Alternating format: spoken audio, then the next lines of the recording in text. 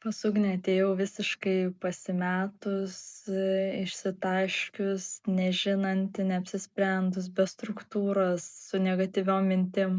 Ir Ugnė sukūrė tokią erdvę, kur aš jaučiausi ir jaučiuosi vis dar pas ją būdama saugi, kur galiu dalintis visiškai visom savo mintim ar savo emocijom ir žinau, kad būsiu priimta tokia, kokia esu.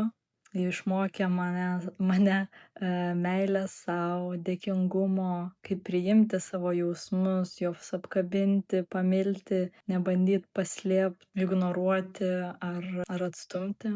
Tai esu labai, labai dėkinga ir nors Ugnė gali atrodyti labai tokia švelni ir mylinti, kokia ji ir yra, bet kartu jos tas coachingo diplomas priduoda jai tokio struktūros, kuri padeda judėti į priekį ir siekt savo rezultatų ir tikslų. Tai nėra tiktais apie meilę, bet tai yra meilė su veiksmu ir judėjimu į priekį ir tikslų siekimu. Tai labai rekomenduoju.